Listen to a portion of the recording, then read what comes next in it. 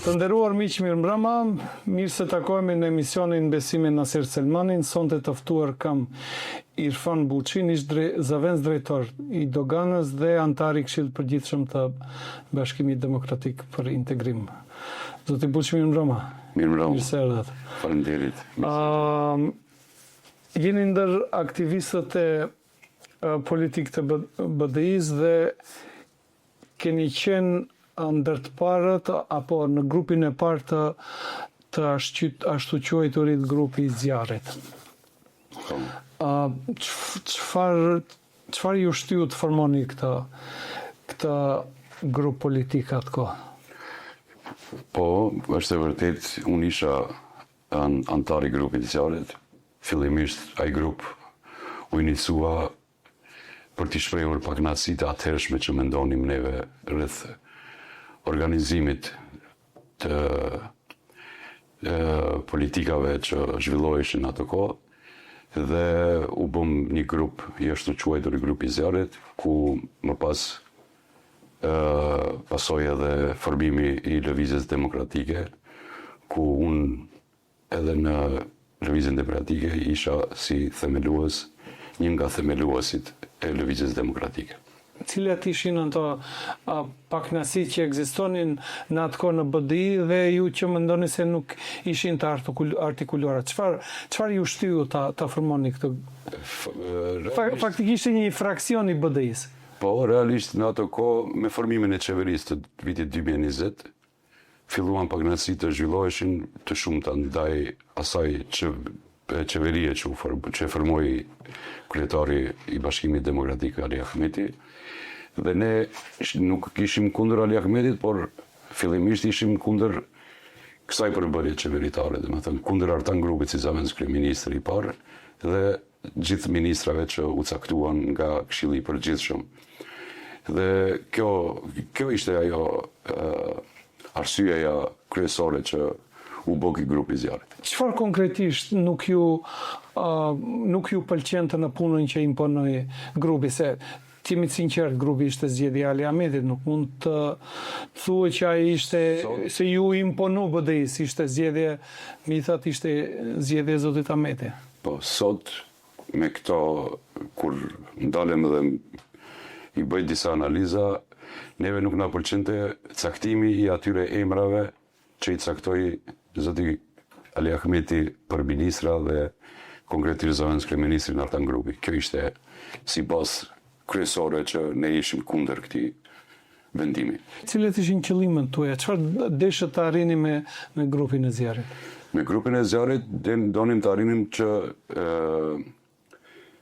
ajo përbërje politike që ishte në parti të ndryshon, të vinë neve si grupi i zjarrit që ishim antarët, ne mendonim se neve kemi dhënë një kontribut të jashtëzakonshëm dhe se neve po na bëhet një padrejtësi, ta themi, flas për natë kohë, se sot nuk mendoj unë ashtu.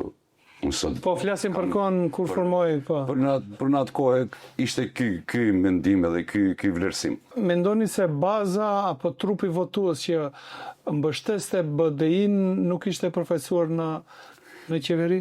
Edhe ajo kishte të bëjë që nuk ishim mirë të përfaqësuar në qeveri si parti politike, në ato emra që u caktuan. Çfarë ishte ajo që juve ju bëri që të vazhdoni rrugtimin kundër BDI-s, ndërsa pjesa tjetër u tërhoqet?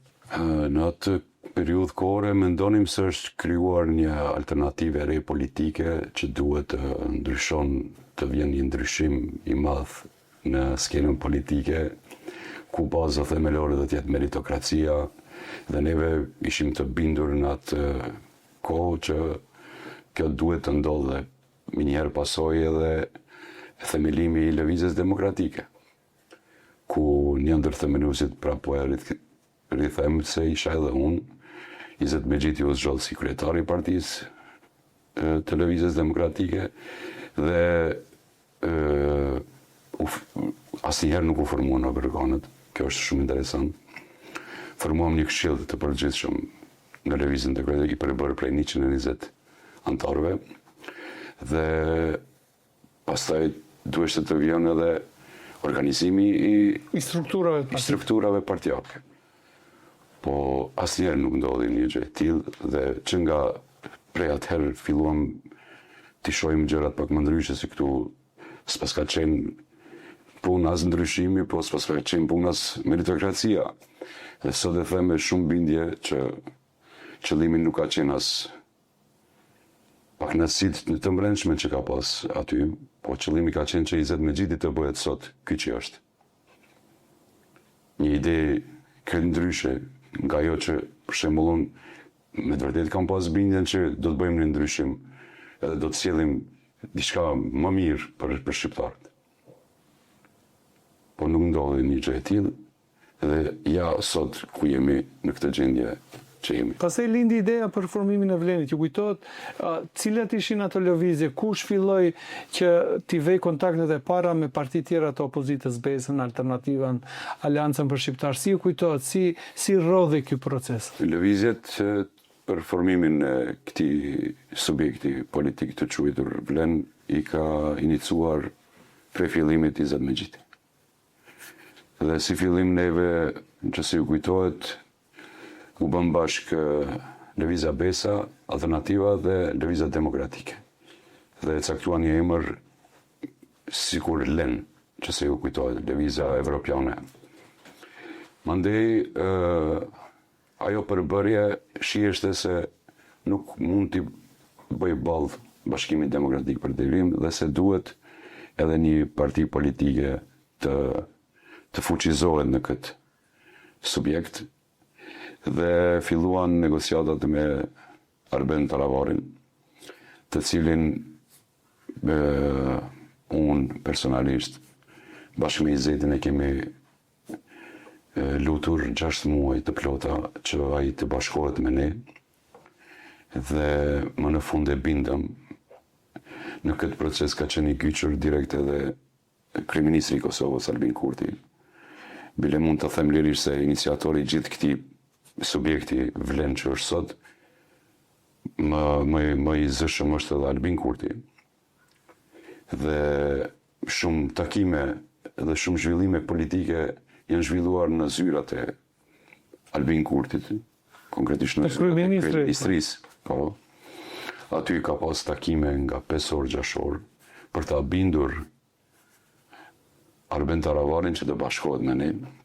Ajo ishte faza kur Arben Taravari... Pse kishte rezerva zoti Taravari që t'ju bashkoi? Nuk kishte edhe rezerva, mirë pa ai nuk dëshironte që të bashkohet me ne, fillimisht. Sepse ishte bashkë edhe me Zjadin Selën, që se ju kujtohet. Po, ishte partia e bashkuar. Dhe iniciativat kryesore që të bashkohet me ne, Arben Taravari i mirte vetëm Albin Kurti. Në fillim edhe zhvilloheshin takimet në Kosovë. Disa herë, nuk e di sa herë ka qenë, po e di që shumë herë. Kemi shkuar për ta bindur Arben Taravarin që ai të vjen me ne. Dhe në fund ja arritëm. Arben Taravari... Cila ka qenë ajo vendimtare, si arrite që ta binde? Po çdo ditë neve të thash që vizitojmë Arben Taravarin e Gostivar. Çdo ditë? Çdo ditë. Dhe filloi edhe një shoqëri të krijohet aty. Dhe një ditë prej ditëve Arben Taravari vendosi që të bashkohet me ne, se edhe ai e krijoi një bindje që ka ardhur koha në mashtëni të vjen një alternative re politike, të sjellë ndryshimi në bazë të meritokracisë. Dhe nga gjithë kjo asgjë nuk ndodhi. As ndryshim, në fakt ndodhi ndryshimi, po unë e quaj jo ndryshim, po e quaj poshtrim. Ndaj shqiptarëve duke i parë çdo ditë se çfarë politike po zhvillohet në Maqedoni dhe se si po na trajtojnë neve bashkëqytetarët tanë maqedonas nëpër institucionet shtetërore. Ju në një mënyrë keni kontribuar kësaj, sepse keni qenë pjesë e këtij ndryshimi. E them me shumë bindje që unë... Ju vjen keq? Shumë. Sot po shumë. Më vjen keq më shumë ndaj Ali Ahmetit. Se? Si kum hyrë në hak ati. Në shkuptim? Në gjitha kuptimet, ndash kombëtare, ndash shoqërore. Unë kam qenë njeriu shumë i afër i Ali Ahmetit, ai më ka dashur shumë. Dhe gabimin që kam bërë unë nuk e di se si ma fali Aliu këtë gabim. Ju keni besuar se si vlen do t'i ofroni një opcion më të mirë shqiptarëve të Maqedonisë nga ajo që e kishte zoti Ahmedi. Bashkë kjo ishte qëllimi, që ne jemi një opcion më i mirë më i miri edhe se ne do bëjmë çuditëra, do sjellim ndryshimin në bazë të meritokracisë. Edhe është interesant sepse diskutonim neve gjatë këtij procesi se çfarë do bëjmë neve kur do vim në qeveri. Shpeshherë u thuajte se asgjë më shumë nuk do bëjmë, bile do ta bëjmë gjuhën shqipe të njëjtë si gjuha serbe në Kosovë. Në atë nivel bile ta bëjmë neve. Që gjuha serbe në Kosovë është e barabartë me gjuhën shqipe. Në nivel kombëtar. Në nivel shtetëror, në të gjitha institucionet. Dhe kur u folshin këto fjalë nësër me të vërtetë tani kishe pak, si them, e besoja këtë gjë që do e marrim Ministrinë e Punëve të Brendshme, do të marrim drejtori që si kemi pas asnjëherë, sidomos drejtorinë të ardhurave publike, që janë shtylla kryesore në këtë qytet, dhe do ta marrim drejtorinë e policisë financiare, do t'i marrim drejtorinë doganore. Do udhëheqim ne pak më ndryshe, më mirë. Cila ka qenë ai momenti kyç kur ju e kuptoni se vleni nuk është ajo për cilën ju jeni angazhuar dhe hoqet dorë dhe u tërhoqet prej betesë? Çdo ditë zhvilloheshin ngjarje të rënda ndaj shqiptarëve, sidomos kur u caktua seanca në gjykatë kushtetuese që të abrogohen disa nene të ligjit të gjuhës shqipe. Dhe ishte një situatë shumë serioze për gjithë shqiptarët në Maqedoninë e Veriut. Dhe nga këtu filluan, pak nësit kanë filluar edhe pak më herët, pas së zgjedhjeve lokale. Sepse pas zgjedhjeve lokale, Izet Mexhiti u zhduk. Nuk kishte teori dikush ta takon. U izolua. Dhe gjitha ato shok që i kishte bashkëthemelues, i harroi përgjithmonë. Doni të thonë nësi u kuptoj drejt. Do thot, Mexhiti ju përdori që të fitoj komunën e Çajrit dhe pastaj. Jo vetëm mua. Mexhiti na ka përdorur shumë njerëzve në Lëvizjen Demokratike. E ke edhe Muhamet Ahmetin, që ka qenë sekretari i Lëvizjes Demokratike, që u propozua për zëvendës ministër në polici. Ke që se bani mend 120 antar ka pas Lëvizja Demokratike, ku janë sot ato, në Vlen. Po thuaj se 80 antar nuk i ke të përfaqësuar fare në strukturat e reja të Vlenit. Si e arsyetoi zoti Mexhiti? Pse refuzon të Nuk arsyetohet Izet Mexhiti asnjëherë. Nuk ka dhënë asnjë arsyetim, do bëhet mirë. Siç e ka shprehur në linjë rehat se bëhet mirë. A ju megjithatë kërkoni dëshmi se do bëhet më mirë, jo? Jo dëshmi, neve kërkonim përgjegjësi kolektive, për krejt, jo vetëm për mua. Për mua s'ka qenë problem të bëhem unë funksionar asnjëherë. Po pse vetëm unë të bëhem funksionar? Pse mos të bëhemi të gjithë ato që ishim neve kontribues të themelimit të Lëvizjes Demokratike?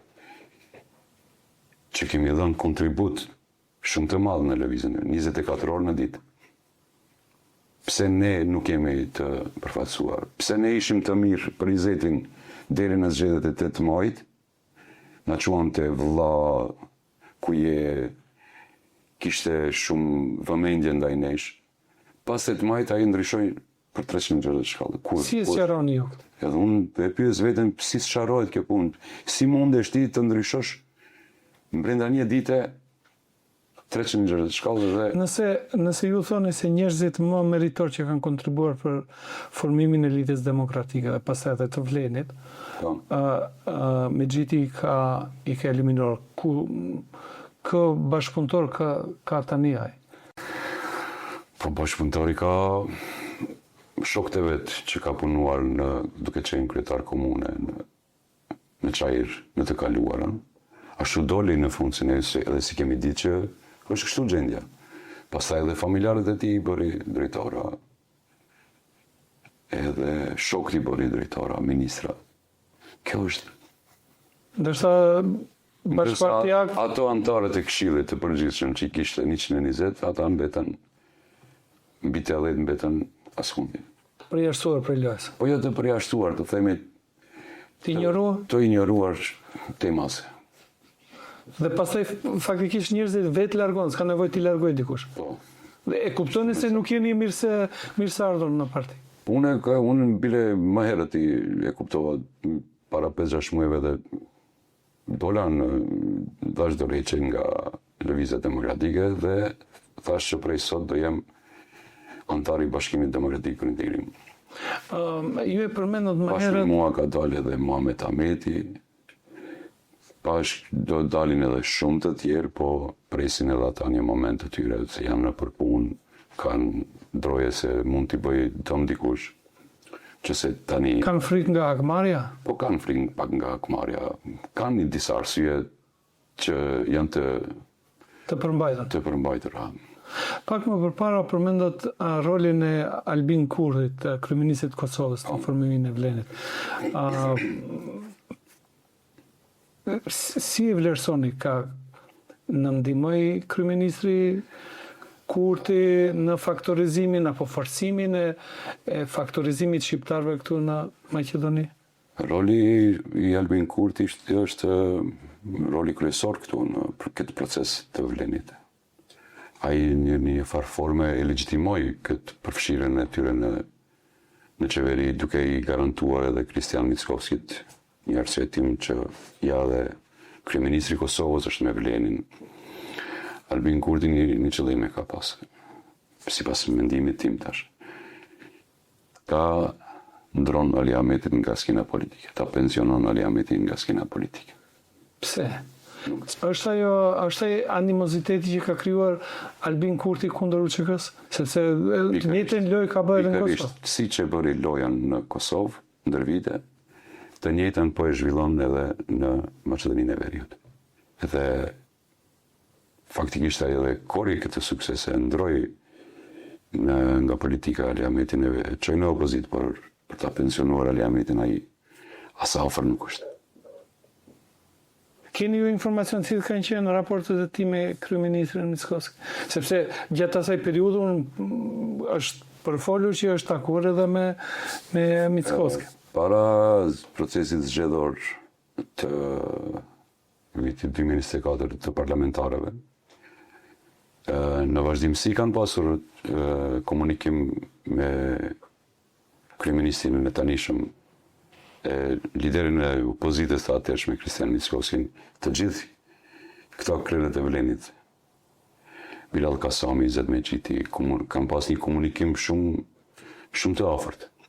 Koordinoheshin se kur do flasin, si do zhvillohen gjitha ngjarjet politike. E ka vizituar edhe Albin Kurthin, kryeministri. Ka marrë garancione që ai do ta përkrah Vlenin si opcion politik i ri. Ka qenë një farë dorzani për Vlenin këtu në Maqedoni në karshim Mickovski. Më shumë se dorzan. Po koha do flasë. Do vinë në moment që do del gjithçka në shifë nëse gjithçka do mirat vesh një ditë. Po qëllimin kryesor në ta thash cili ka qenë i Albin Kurthit. Ta rëzon Ali Ahmetin për kushtetit. Me kushje dhe ndoshta edhe të na dëmtojnë neve shqiptarëve. Po... Sepse nuk është dëm i madh nëse pensionon Ali Ahmeti, po është punë se dëmtojnë shqiptarët. Jo, flasim me fakte, apo a doli Albin Kurthi në gjatë vitit 2024 deklaroi se nuk ka ligj të gjuhës shqipe në Maqedoni e Veriut. A tha, kur e thua ti atë fjalë, pse nuk e dha një alternativë, një mundësi tjetër që nuk ka ligj, neve do ta bëjmë një ligj më të mirë, apo a duhet thuhet ashtu, apo? Nëse ky ligj është i keq, po, nëse ky ligj, pse s'po jep ti me i thonë Vlenit, duke pas parasysh se ka edhe një deputet si subjekt të ti Bekim Çokun, që këto do japin a i ke ndëgjuar ndonjëherë që këto do ta bëjnë gjuhën shqipe më të mirë se para zgjedhjeve, po pas zgjedhjeve. Publikisht jo, unë nuk kam dëgjuar. Publikisht pas zgjedhjeve këto vetëm kanë thonë që nuk ka ligj të gjuhës shqipe.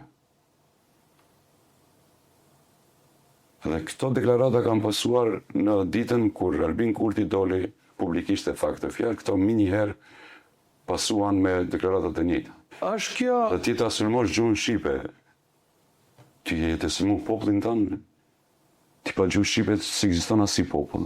Tani jeni rikthyer në BDI. Si u pritën bashkëpartiak? Shumë mirë. Ua kanë falur? Shumë, edhe me njëherë. Edhe më zhvillova edhe një takim me kryetarin Hmeti. Çfarë ju tha? Leje të kalumën, hec, je kthite shtëpia jote, kjo shtëpi e krete. Puno, hec. Si e gjete tash BDI-n? Pas sa vjet? 22 vitesh? Se ka qenë vazhdimisht në pushtet, me atë shkëputje 2006-2008. BDI-ja, tash BDI-ja ishte parti bashkë evropiane, e rikonstruar, struktura edhe më të forta, me të ri shumë. Çdo ditë e më mirë, edhe kjo unë jam habitur për veten. Ajo ka qenë edhe në atë periudhë mirë, sipas mendimit. Ju thoni që BDI-ja në opozitë është hapur për njerëz të ri në parti? Patjetër se po. Edhe çdo ditë zhvillohen takime, sidomos me të rinj.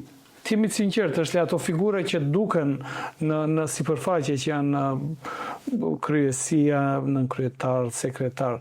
Janë njerëz të thuaj si janë njerëz të njëjtë, se kanë qenë edhe më herët kanë qenë. Janë njerëz të njëjtë, ju e keni ndëgjuar edhe vetë deklaratat e zotit Ahmeti që thotë me rikonstruimin partijak 83% të njerëzve janë ndryshuar, kanë ardhur njerëz të tjerë.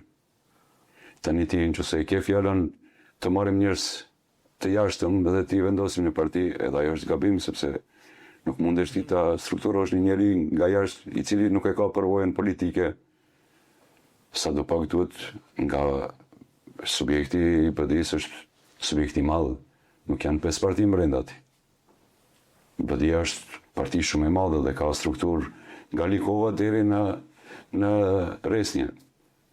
Dhe ka njerëz shumë të avancuar dhe shumë me përvojë të jashtëzakonshme, por një konkurrencë është shumë e madhe në BDI. Dhe ajo është shumë një element i mirë për neve si shoqëri. Ajo që më intereson, a është e përgatitur BDI-ja për zgjedhjet tashme? Besoni se kjo strukturë që u thoni se është e re në BDI, mund t'i fitoj zgjedhjet, qofshin ato të parakoshme apo të rregullta? Bashkimi Demokratik për Integrim është subjekt i cili mund ta themi që me të vërtet i ngjason një parti evropiane me cilësi të larta të njerëzve që kanë brenda. Dhe po të ketë zgjedhje sot, BDI-ja do afrohet nga 200.000 vota shqiptare sot. Pse e them këtë? Ja unë të them. Vleni brenda është para shkatrimit komplet. Ku e mbështetni këtë se vleni është para? Sepse ka pakënaqësi të mëdha ndaj kryetarëve të nëndegave të lëvizjes demokratike që ishin përpara. Ka pakënaqësi të shumta nga aktivistë që presin një punësim. Ta thonë se kanë punësuar 20.000 shqiptarë. Jo 20.000, thojnë 2.500, se 20.000... Po 2.500 më fal. 2.500 thojnë, po nuk janë punësuar 2.500, le ti tregojnë faktet ku janë.